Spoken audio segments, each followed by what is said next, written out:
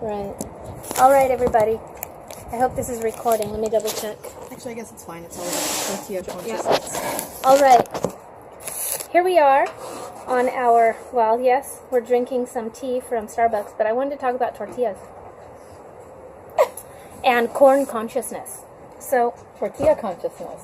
tortilla consciousness and corn consciousness. So it's really interesting. I hope that you can see that we're all here together.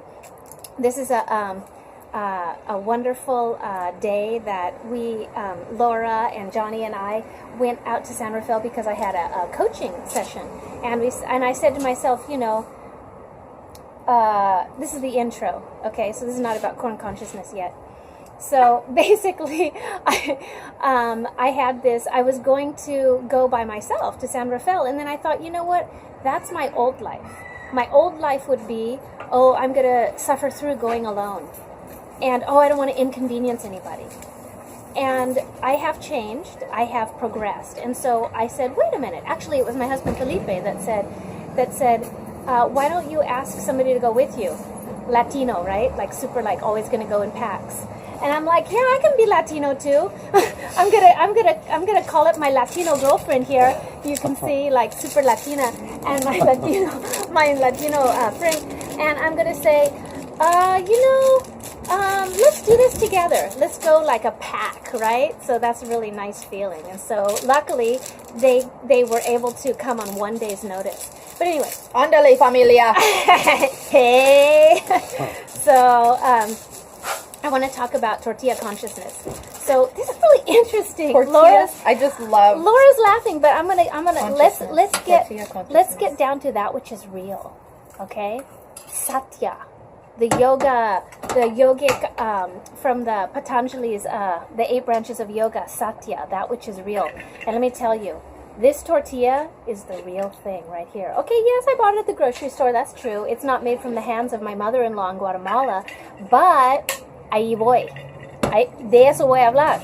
I'm going to talk about this. So let me just say that when I first married my husband, Felipe, look at my tortilla. And how you travel.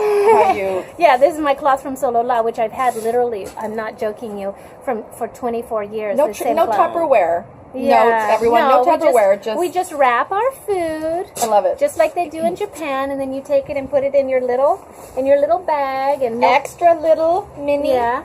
Which actually, that's from Japan. That shows the Bochi Bochi. That's the yoga studio. That's our sister studio in Japan. Cutest little bag. Shout out to Yochan. So I just wanted to say that my husband is from Guatemala. He's a Mayan native.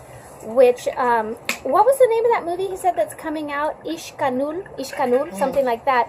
That literally in a couple of days, or like starting tomorrow in my little town, there's it's an independent film that's going to be all in my husband's language, which is Cachiquel. Now, that brings us back to the point, so we can stay focused here, right? Mm-hmm. Good. You want you want some of this delicious no, we're good. Delicious food? Organic leftover salad. So I just wanted to say, without taking up too much of your time, people. No, I'm just kidding. So I know you're all here just to relax and enjoy this conversation. But what I wanted to say is that corn and many of you know this, corn in the Mexican tradition, I'm sure, but moreover, I'm going to speak from my personal experience, which is in Guatemala. So corn in Guatemala is a sacred thing, like how in India cows are a sacred thing. So you know, that's why they would never eat beef in most people in India. And so something to think about.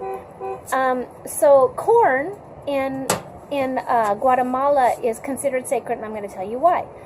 Because in the one of their sacred texts, the original text of the Mayan people, that's a whole amazing story. That's called the Popol Vuh, or the Popol Vuh, which specifically Vuh means paper. So Popol Vuh is one of their sacred texts, like, for example, the Bible for Christian people, or the Quran for for people of Muslim faith, and so on, or the Torah for Jewish people.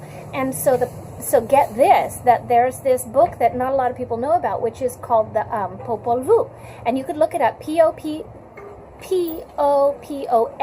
and then the next word, VUH, Popol Vuh, Vuh. So that's the more common known name.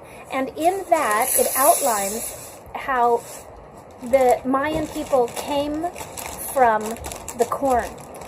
So they started out as the creator and maker wanted someone to praise them, and so they created the people, but made out of mud. But the people made out of mud couldn't praise them because when it rained, they just melted away. They couldn't even talk. But then so then the creator and maker said, okay, well, we're not going to give up. So then the next thing they did is that they were going to make the people out of sticks. So the people out of sticks actually lived for many generations, but they were not kind. They were mean, and they beat their animals and were just in general unkind. And so the creator and the makers caused a flood. This is the story of the Popol Vuh. And so the flood came and washed away all of those people.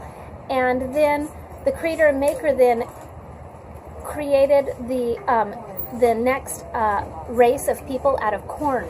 And so that's a whole other story about, it's really cool actually, the story about how they came from corn.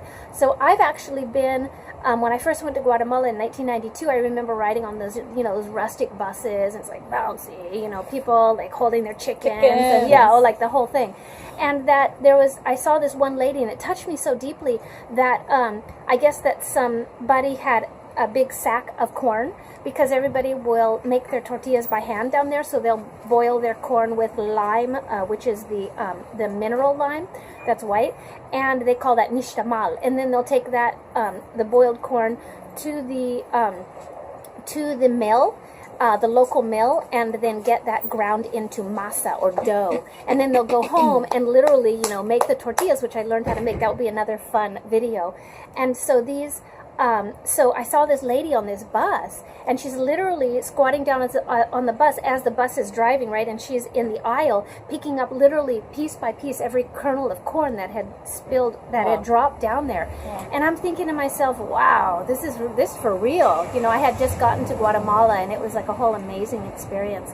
So I just wanted to explain about corn culture, or about the tortilla culture. That's really powerful. So now I'm getting back to modern times, and so recently here we are now in the modern day of frankenfoods and genetically modified corn, which is just like, it's heart splitting, for the people that are from the corn. Can you imagine what Monsanto that means? Coming into your city or your what town? That means to the Mayan people, or to people that come from the corn. I think a lot of cultures in Mexico too, because they're also about tortilla. And so one time my mother-in-law said to me, she said that if we have no other food but we have tortillas and salt and water, we're good. They're seriously into their tortillas down there.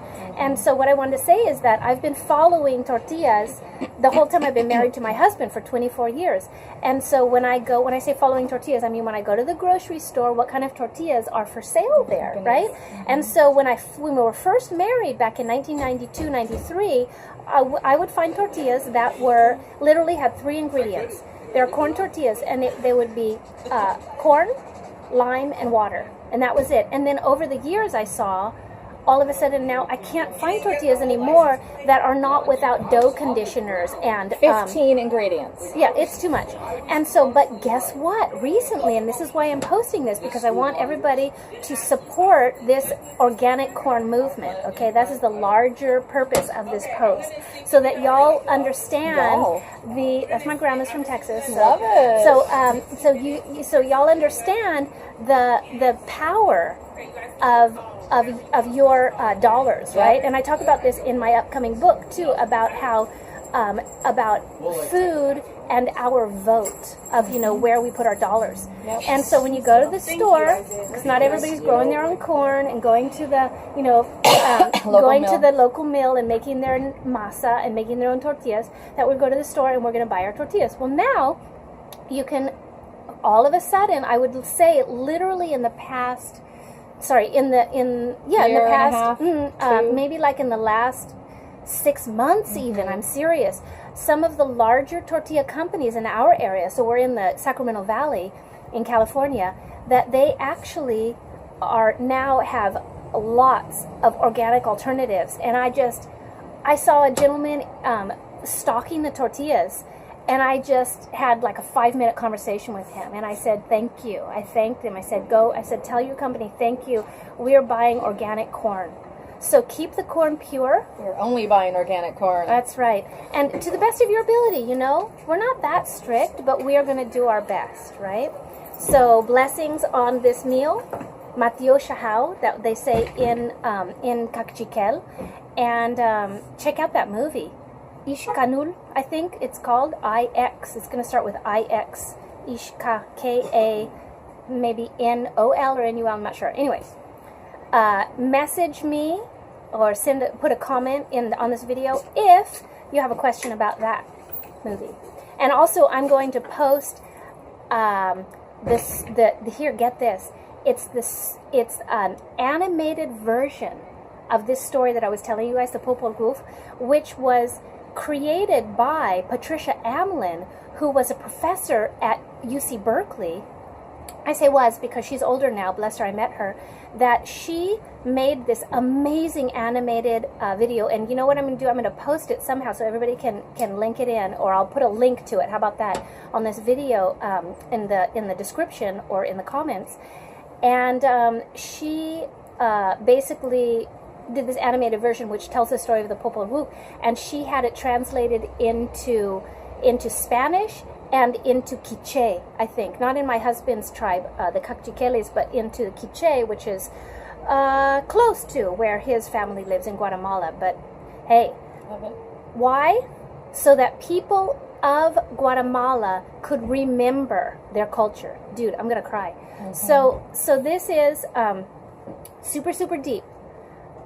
Tortilla culture, corn culture, yeah? So blessings on this meal. I'm going to have some of this yummy food right here. Blessings on the meal that we already ate before you. And black beans, that's another post. I'm going to talk about how to make the best tortillas. Okay, love you. Good job, honey.